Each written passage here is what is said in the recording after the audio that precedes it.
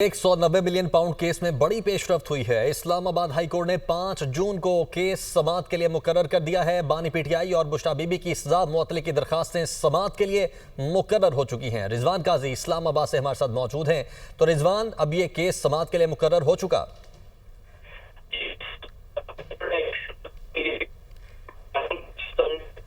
रिजवान, आपसे दोबारा राब्ता करते हैं। 190 मिलियन पाउंड केस में बड़ी पेशरफ्त हुई है। अपने नाजरीन को बताएं कि इस्लामाबाद हाई कोर्ट ने 5 जून को केस की समाअत के लिए मुकर्रर कर दिया है। बानी पीटीआई और बुशरा बीबी की सजा मुअत्तली की दरखास्तें समाअत के लिए मुकर्रर हो चुकी हैं। कायम मकाम चीफ जस्टिस सरफराज डॉगर और जस्टिस मोहम्मद आसिफ समाअत करेंगे। गुज़श्ता हफ्ते पीटीआई लीडरशिप ने केस मुकर्रर करने की इस्तदा की थी और बैरिस्टर गौहर की जानिब से भी आज ये कहा गया है कि उन्हें पूरी उम्मीद है कि 5 तारीख को केस मुकर्रर हो जाएगा। रिजवान काजी हमें ज्वाइन कर चुके हैं। जी रिजवान, क्या डिटेल्स हैं?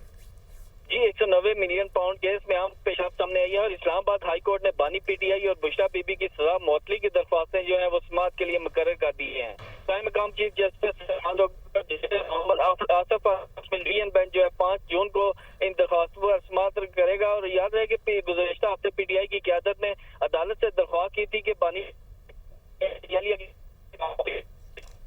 ठीक है, और इस दरखास्त को मंजूर कर लिया गया है और 5 तारीख को अब समाअत होगी। बहुत शुक्रिया आपका। वज़ीर-ए-आज़म शहबाज शरीफ ताजिकिस्तान के 2 रोज़ा दौरे पर दोशंबे पहुंच गए। दोशंबे एयरपोर्ट पर ताजिक प्राइम मिनिस्टर काहिर रसूलज़ादा ने उनका शानदार इस्तकबाल किया है। वज़ीर इत्तलात अतातार और मुआविन ख़ुसूसी तारिक फातमी भी उनके साथ मौजूद हैं। शहबाज शरीफ ताजिक सदर इमाम अली रहमान से मुलाकात करेंगे। दोनों मुल्कों की क़यादत के दरमियान मुख्तलिफ शोबों में ताउन के फ़रोग़ पर तबादला ख्याल होगा। वज़ीर-ए-आज़म शहबाज शरीफ ने कहा है कि अज़रबैजान पाकिस्तान में $2 अरब की सरमायाकारी करेगा। तिजारत, सरमायाकारी समेत मुख्तलिफ शोबों में ताउन को नई जहत देंगे। दिफा, तालीम, सेहत समेत दीगर शोबों में भी ताउन बढ़ाएंगे। अज़रबैजान के साथ ताल्लुकात को बहुत अहमियत देते हैं। आगे बढ़ते हैं जनाब। पाकिस्तान के पहले state of the art Nawaz Sharif centre of excellence for early childhood education का क़याम अमल में आ चुका है। तमाम निजी इदारों से बेहतरीन इंतजामात, कलरफुल क्लासरूम्स, शानदार माहौल और जदीद तरीक़ा तालीम। वज़ीर आला मरियम नवाज ने सेंटर फॉर अर्ली एजुकेशन में इनरोलमेंट मुहिम का आगाज़ कर दिया है। सूबाई वज़ीर तालीम का कम सिन बेटा centre for early childhood education में पहले दाखिला लेने वालों में शामिल है। वज़ीर तालीम राना सिकंदर हयात अपने बच्चे को सरकारी स्कूल में दाखिल करवाने वाले पहले सूबाई वज़ीर भी बन चुके हैं। वज़ीर आला मरियम नवाज ने प्री स्कूल बेल बजाकर centre excellence for early childhood education का बाकायदा आगाज किया। वज़ीर आला मरियम नवाज ने centre for early childhood education की ऑफिशियल यूनिफॉर्म की रूनुमाई की। वज़ीर आला मरियम नवाज ने Nawaz Sharif centre of excellence for early childhood education का दौरा किया। वालिदैन ने अर्ली चाइल्डहुड एजुकेशन सेंटर बनाने पर वज़ीर आला मरियम नवाज को सराहा। वज़ीर आला मरियम नवाज ने वालिदैन और बच्चों के साथ तस्वीर बनवाई। वज़ीर आला मरियम नवाज ने हर क्लासरूम में जाकर बच्चों को तोहफ़े भी पेश किए। एक मेरे लिए और एक मेरे भाई के लिए नन्ही बच्ची ने वज़ीर आला मरियम नवाज से 2 गिफ्ट लिए। वफाकी बजट 10 जून को ही पेश होगा। कौमी असम्बली की कायमा कमेटी खजाना इजलास में शिरकत के बाद सेक्रेटरी वज़ारत खजाना की बातचीत इमदादुल आबूसाल ने कहा, बजट 10 जून को ही पेश करेंगे। बजट पेश करने की तारीख में कोई तब्दीली नहीं की जा रही। रावलपिंडी में गर्दो गुबार का तूफान, इस्लामाबाद में भी तेज हवाएं। महकमा मौसमियात ने बारिश, यालाबारी और तूफान की पेशगोई कर रखी थी। शहरी अपनी गाड़ियों को यालाबारी से महफूज करने के लिए कोशां हैं। मजीद बता रही हैं हरीम जदून। देखिए, आज गर्म और मरतूब मौसम के बाद इस वक्त अचानक मौसम तब्दील हुआ है और आसमान पे काली घटाएं छा गई हैं। मेरे बैकग्राउंड में भी इस वक्त आप देख सकते हैं और जो ठंडी हवाएं चल रही हैं, कुछ मकामात पे बारिश भी शुरू हो चुकी है रावलपिंडी और इस्लामाबाद में। और महकमा मौसमियात की जानिब से ये प्रेडिक्शन पहले ही कर दी गई थी कि आज शाम में मौसम अचानक तब्दील हो सकता है और तेज़ हवाओं के साथ यालाबारी और बारिश के इम्कान जो है वो जाहिर किए गए थे। इस वक्त भी तेज़ हवाएं चल रही हैं और ना सिर्फ रावलपिंडी और इस्लामाबाद बल्कि पंजाब, खैबर पख्तूनख्वा, गिलगित बल्तिस्तान, कश्मीर और तमाम दर ये जो इलाके हैं, इनमें भी बारिश और यालाबारी के जो इम्कानात हैं वो जाहिर किए गए थे। और जैसे कि ये बताया गया था कि लास्ट में भी जो यालाबारी हुई थी उससे गाड़ियों को काफ़ी नुकसान पहुंचा था और दरख्त जो है वो गिरने के खदशात जाहिर किए गए थे। तो जो तमाम लोग हैं उनको ये इंतबाह कर दिया गया था एहतियात करें ताकि किसी भी किस्म के नुकसान से बचा जा सके और ख़ास तौर पे जो अपनी गाड़ियाँ हैं उनको महफूज मकामात पे जो है वो खड़ा किया जाए। और सोलर पैनल्स जो हैं उनको नुकसान भी पहुंच सकता है। तो इस हवाले से मेट ऑफिस ने ये आगाही पहले ही जारी कर दी थी और जो बारिशों का सिलसिला है ये 31 मई तक ऐसे ही जारी रहेगा और उसके बाद भी ऑन एंड ऑफ बारिशों का सिलसिला ऐसे ही चलता रहेगा। जी।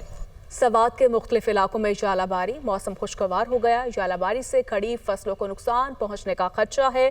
सवात के मुख्तलिफ इलाकों में जालाबारी है, मौसम खुशगवार हो चुका है और ऐसे में जालाबारी से खड़ी फसलों को नुकसान पहुंचने का भी खदशा है। सीनियर वजीर सिंध शर्जील इनाम मेमन कहते हैं कि पाकिस्तान ने भारत को जंग में इबरतनाक शिकस्त दी। भारत को अपने राफेल तैयारे पर गुरूर था जो खाक में मिल गया। भारत ने जंग की शुरुआत की थी, इख्तिताम पाकिस्तान ने किया। पाकिस्तान पुरअमन मुल्क है, हम जंग के खिलाफ हैं। भारत को हमारी फोर्सेज ने जैसे धोया ऐसा तारीखी दिन भूल नहीं सकता। 25 करोड़ अवाम ने इत्तेहाद के साथ ये लड़ाई लड़ी। पूरी कौम मुबारकबाद की मुस्तहिक है। पाकिस्तान का दिफा मजबूत हाथों में है, कोई मैली आंख से नहीं देख सकता। दुश्मन पाकिस्तान से कामता है तो इसलिए कि हम एटमी ताकत हैं। जंगी जहाज बनाने वाले मुमालिक भारत के अनाड़ी पायलटों को जहाज नहीं देंगे। आगे बढ़ते हैं। सुप्रीम कोर्ट में कानून और इंसाफ कमीशन पाकिस्तान का 44वां इजलास एलामिया जारी। Law and justice commission Pakistan का इजलास चीफ जस्टिस याहिया अफरीदी की ज़ेर सदारत हुआ। चीफ जस्टिस ने कमीशन की तश्कील में अहम तब्दीलियों से शुराका को आगाह किया। चीफ जस्टिस ने कहा कि माजी में कमीशन के गैर सरकारी अरकान आला अदलिया के रिटायर्ड जजेस होते थे, अब वकला बरादरी के गैर सरकारी नुमाइंदों को भी शामिल किया गया है। एलामे के मुताबिक चीफ जस्टिस ने कमीशन को फाल बनाने के लिए बाकायदा इजलास मुनक्किद करने पर जोर दिया। ईद कुर्बान के करीब आते ही मंडियों की रौनकें बढ़ने लगी हैं। लाहौर की सगिया मवेशी मंडी में लड़काना से ऊंट लाए गए जिनकी कीमतें 3 लाख से शुरू होकर 15 लाख तक रखी गई हैं। व्यापारियों और ग्राहकों के दरमियान ऊंट की खरीदारी के लिए भाव ताव जारी है। मजीद बता रहे हैं हमारे नुमाइंदे जैन अली जो कि इस वक्त सगिया मंडी में ही मौजूद हैं। जी जैन। आज बिल्कुल ईद कुर्बान करीब आते ही लाहौर में जो है वो मवेशी मंडियाँ सज चुकी हैं। इस वक्त मौजूद हूँ सगिया मवेशी मंडी में। लाड़काना से खुसूसी तौर पर जो है वो ऊँट लाए गए हैं और पहले तो इन ऊँटों के बारे में इनके मालिकों से ही जानते हैं। आप बताइएगा कहाँ से लाए हैं ऊँट और कितनी तादाद में ऊँट लेकर आए हैं, क्या क्या इनकी कीमतें हैं जो चल रही? इसकी कीमतें लाड़काना से लेके आए हैं। इसकी कीमतें हम भाई को बोल रहे हैं 5.5 लाख, भाई बोल रहा है 4.25 लाख।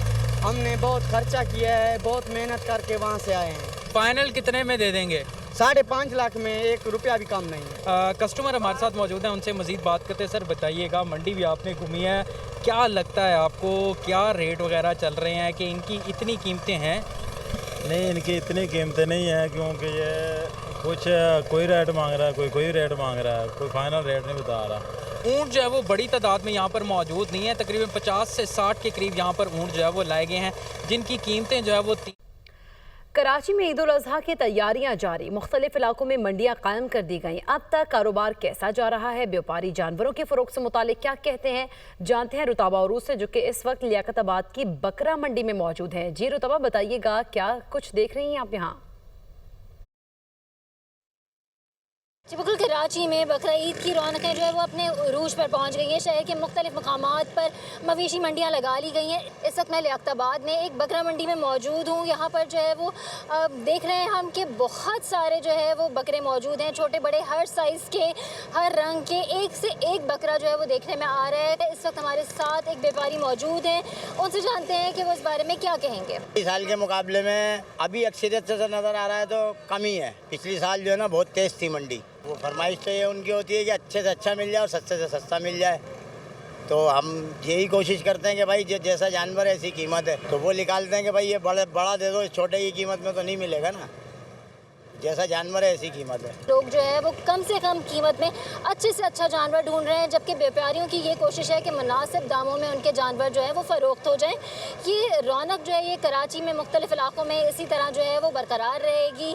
आने वाले दिनों में हो सकता है कि यहाँ पर जो है वो जानवरों की कीमतों में इजाफा हो। व्यापारियों का कहना है कि पिछले साल भी जो है वो जैसे ही ईद उल अज़हा करीब आई थी, जानवरों की कीमतों में बेतहाशा इजाफा हो गया था। जी। राफेल तैयारों की नाकामी ने भारत की फिजाई ताकत की हकीकत बेनकाब कर दी।